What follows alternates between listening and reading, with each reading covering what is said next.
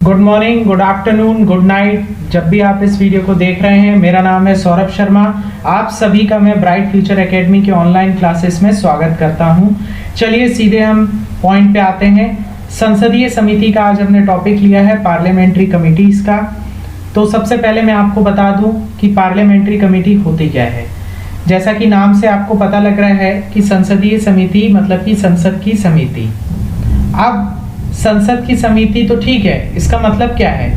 होता ये है कि जैसे कि संसद में जितने भी मेंबर हैं, अब इतने सारे मेंबर्स में अलग अलग मेंबर अपने अलग अलग वर्क में बिजी हैं और ये इतनी बड़ी संस्था है। तो हमने क्या किया, काम को इजी करने के लिए यदि सभी को हम एक काम अलॉट कर देंगे तो ऐसा हो सकता है कि वो काम बहुत जल्दी हो जाए, लेकिन ऐसा भी हो सकता है कि वो काम हो ही ना। इसलिए हमने क्या किया, एक कॉन्सेप्ट लाया, जैसा कि आज में आप देखते हैं बड़ी बड़ी कंपनीज में भी यूज होता है, पहले से हो रहा है। ये क्या करते हैं कि अलग अलग माइक्रो टीम्स बना लेते हैं, उनको एक डेडिकेटेड वर्क देते हैं कि आपका केवल ये काम है और वो एक निश्चित समय सीमा में आपको पूरा करके अपनी रिपोर्ट देना है या वर्क कंप्लीट करके देना है।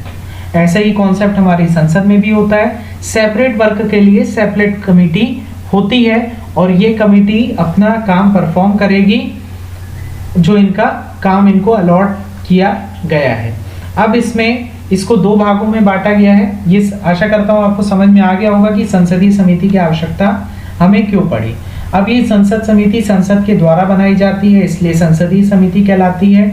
या लोकसभा अध्यक्ष या राज्यसभा सभापति इसको नामित करें, या फिर इनका एक सचिवालय भी होता है जो कि राज्यसभा या लोकसभा जहां की ये समिति है उनके द्वारा उपलब्ध कराया जाएगा। और ये लोकसभा अध्यक्ष और राज्यसभा सभापति जहां की भी जो समिति है वो उसके दिशा निर्देशों पे काम करेगी। इनको मुख्यतः दो भागों में बांटा गया है। पहला आपका है स्थायी समिति, स्टैंडिंग कमेटी। ये आपकी स्थायी समिति, नाम से आपको पता लग रहा है कि एक इसका निश्चित कार्यकाल होगा, इसलिए इसे स्थायी समिति कहा गया। दूसरा है तदर्थ समिति, एडहॉक कमेटी। इनका कोई भी निश्चित कार्यकाल नहीं होता, ना ही ये पहले से प्रेजेंट होती हैं सदन में। कोई विशेष मामले के लिए इनको फॉर्म किया जाता है, जैसे ही वो काम हो जाता है पूरा, इनका कार्यकाल समाप्त हो जाता है। जैसे 2G घोटाला हुआ, बोफोर्स घोटाला, साथ ही साथ स्टॉक मार्केट, हर्षित मेहता स्कैम, ऐसे समय समय पे तदर्थ समिति का जांच के रूप में गठन किया जाता है। अब तदर्थ समिति भी दो प्रकार की होती है, अभी मैं आगे डिस्कस करूंगा। स्थायी समिति की यदि मैं क्लासिफिकेशन बताऊं तो इसे 6 भागों में बांटा गया है। 6 भागों के अंदर भी कई समिति हैं। आज ज्यादा कंफ्यूज ना होते हुए, जो पहला इसका पार्ट है फाइनेंशियल कमेटी, वो आज की वीडियो में हम कवर करने जा रहे हैं। तो सबसे पहले आता है आपका वित्तीय समिति, फाइनेंशियल कमेटी। दूसरा है आपका विभागीय स्थायी समिति, जो आपके 24 डिपार्टमेंट हैं, मतलब कि 24 आपके मंत्रालय, तो 24 ही आपकी विभागीय स्थायी समितियां हैं। जांच के लिए गठित समितियां, इनको मैं बाद में डिस्कस करूंगा। परीक्षण एवं नियंत्रण के लिए गठित समितियां, committee to inquiry, committee to scrutinize and control. Next है आपका सदन के दैनिक कार्यों से संबंधित समिति, committees relating to day business of the house. Next सदन समितियां अथवा सेवा समितियां, हाउस कीपिंग कमेटी और सर्विस कमेटी। थोड़ा थोड़ा आप नाम से समझ गए होंगे। आज हम पढ़ेंगे वित्तीय समिति, फाइनेंशियल कमेटी क्या होती है। सबसे ज्यादा इंपॉर्टेंट यही है, वित्तीय समिति। पैसा इंपॉर्टेंट है, फाइनेंशियल कमेटी भी इंपॉर्टेंट है। इसके अलावा तदर्थ समिति, जब आपका एग्जाम होता है उस समय जो भी आपकी तदर्थ समिति फॉर्म हुई हो किसी विधेयक पे विचार करने के लिए, किसी घोटाले के लिए, तो वो भी अक्सर पूछी जाती है। तदर्थ समिति एक्सप्लोर करते हैं। तदर्थ समिति, जैसा मैंने बताया, कोई घोटाला हुआ है उसकी जांच के लिए गठित की जाएगी। नेक्स्ट आपका आता है सलाहकार समिति, एडवाइजरी कमेटी। एडवाइजरी कमेटी का क्या काम होता है, जैसे कि कोई विधेयक पेश किया गया, इस विधेयक में डिटेल के साथ उस पर विचार करने के लिए, हर एक क्लॉज में डिस्कशन करने के लिए एक समिति फॉर्म की जाती है, उसे हम कहते हैं एडवाइजरी कमेटी। ये समिति का टाइप क्या होगा आपका, तदर्थ समिति। सलाहकार समिति और जांच समिति में क्या अंतर है? जांच समिति आपकी किसी घोटाले या किसी मामले की जांच से संबंधित है, जबकि सलाहकार समिति केवल आपकी विधेयक से संबंधित है, बिल से। कोई विधेयक पेश किया गया तो उसके लिए हमने क्या किया, अगर कोई ऐसा विधेयक था तो हमने सोचा कि एक कमेटी गठित करते हैं जो कि इस विधेयक पे डिटेल से विचार करेगा। क्या विचार करेगा? फॉर एग्जाम्पल, जैसे कि मान लीजिए कोई विधेयक है कि कोई कानून का उल्लंघन तो नहीं कर रहा, देश हित में है, अकॉर्डिंग टू कॉन्स्टिट्यूशन है, ये सारी चीजें करके साथ ही साथ ये समिति इसमें रिकमेंड भी करती है कि आप इसमें ये संशोधन कर सकते हैं, सदन को सलाह दे सकते हैं। इसको भी हम फर्दर दो भागों में बांट सकते हैं। पहला आता है आपका प्रवर समिति, जिसे हम जानते हैं सिलेक्ट कमेटी के नाम से। प्रवर समिति किसी एक सदन की होगी और उसमें सारे मेंबर उसी सदन के होंगे। मतलब क्या है इसका, जैसे कि लोकसभा में विधेयक पेश हुआ और लोकसभा ने प्रवर समिति फॉर्म करी, मतलब कि एक टेम्पररी समिति फॉर्म करी, और ये समिति कहाँ पे फॉर्म की गई? लोकसभा में, तो ये कहलाएगी प्रवर समिति। लेकिन मान लीजिए लोकसभा में विधेयक पेश हुआ, लोकसभा से ऐसा प्रस्ताव आता है कि हमें संयुक्त प्रवर समिति जॉइंट सेलेक्ट कमेटी फॉर्म करनी चाहिए, जो कि इसका दूसरा टाइप है। इसका क्या मतलब है? जॉइंट सेलेक्ट कमेटी में लोकसभा और राज्यसभा दोनों के मेंबर्स होंगे, उसे हम क्या कहेंगे? Joint select committee. और जिसमें केवल एक सदन के मेंबर होंगे उसे हम क्या कहेंगे? Select committee. क्लियर है? सलाहकार समिति को दो भागों में बांटा गया, प्रवर समिति और संयुक्त प्रवर समिति। उसके अलावा तदर्थ समिति के आप यहाँ पे पूरा स्क्रीन में देख पा रहे हैं क्या इसका क्लासिफिकेशन है। तो हम सीधे आ जाते हैं अपनी फाइनेंशियल कमेटीज जो हमें आज की क्लास में कवर करना है। वित्त समितियां, फाइनेंशियल कमेटियां, इसमें सबसे पहली आती है आपकी लोक लेखा समिति, पब्लिक अकाउंट कमेटी। सबसे ज्यादा इंपॉर्टेंट है ये लोक लेखा समिति। क्या होती है लोक लेखा समिति? मतलब आपके जो कैग होते हैं, comptroller and auditor general of India, Bharat के नियंत्रक एवं महालेखा परीक्षक, अनुच्छेद 148 में इसका विवरण है। वो क्या करते हैं?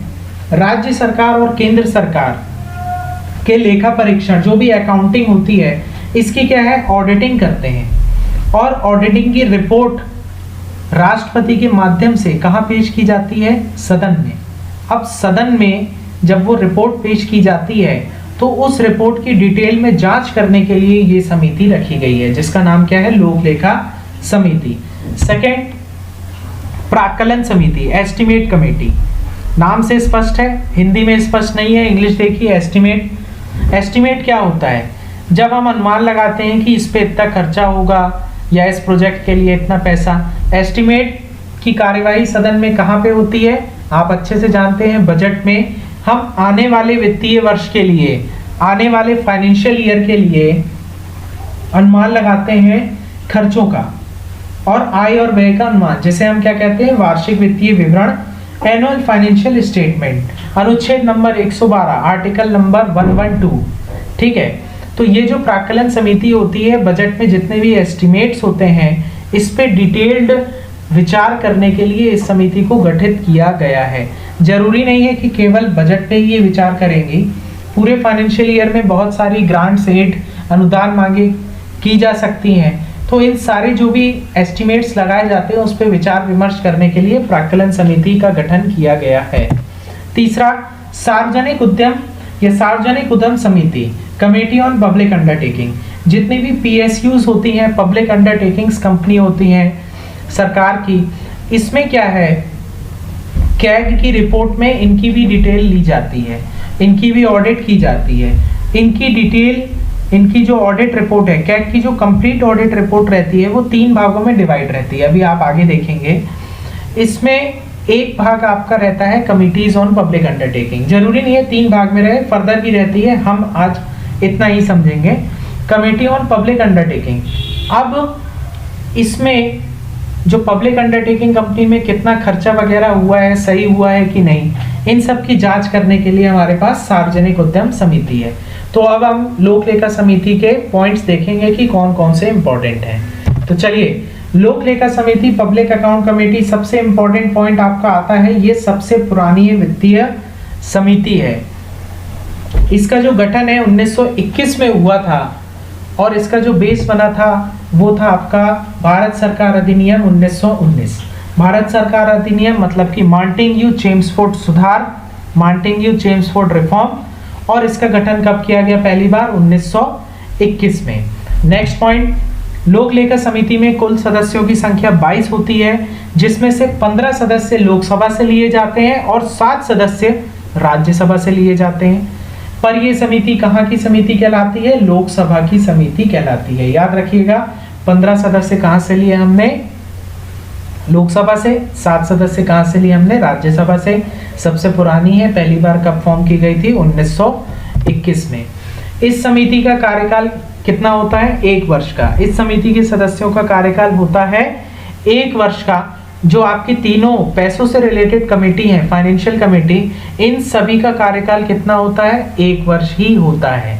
इसके अलावा इस समिति का सदस्य कोई मंत्री नहीं हो सकता। अगर आप थोड़ा सा विचार करें तो पब्लिक अकाउंट्स में सरकार का हक होता है।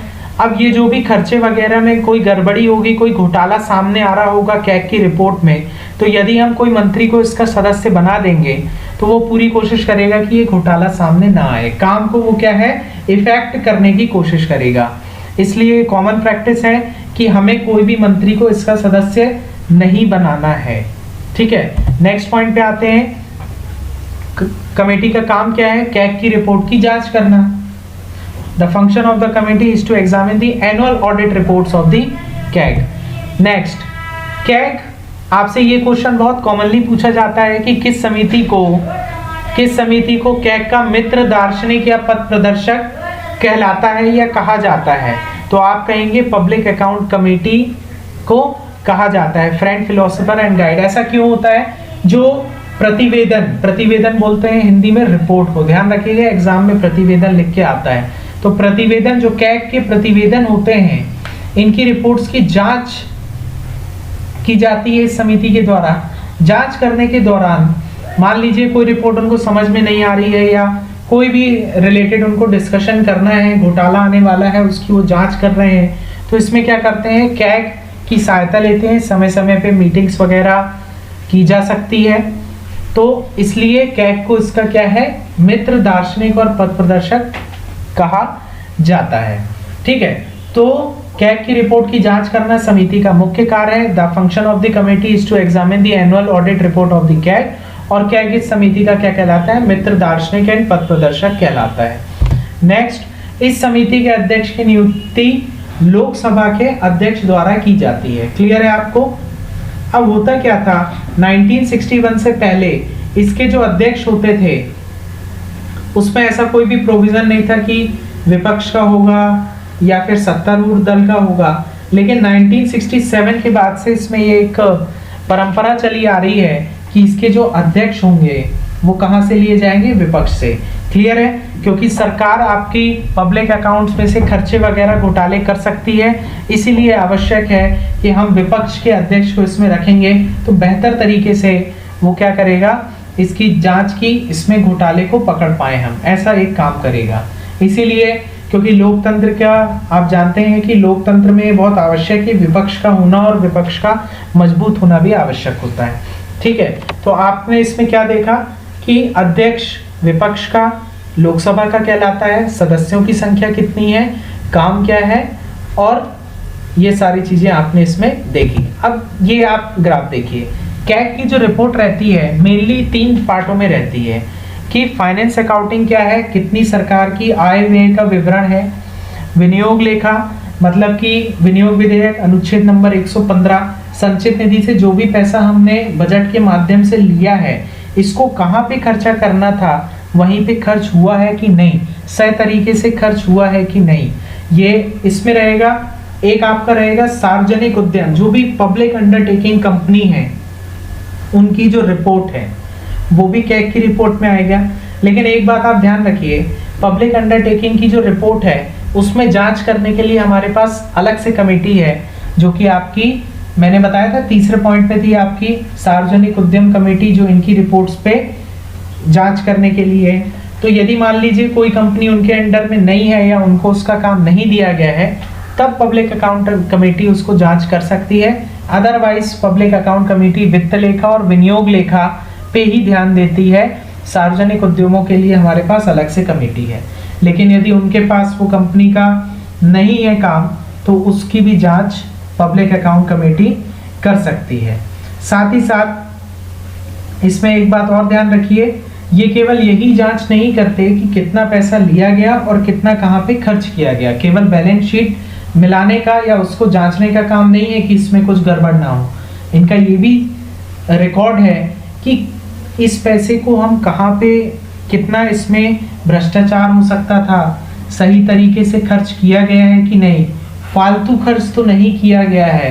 इकोनॉमिक्स के पॉइंट ऑफ व्यू से भी देखते हैं कि कितने की चीज मिल सकती थी, महंगी तो नहीं ले ली गई है जैसा कॉमनवेल्थ घोटाले में हुआ था।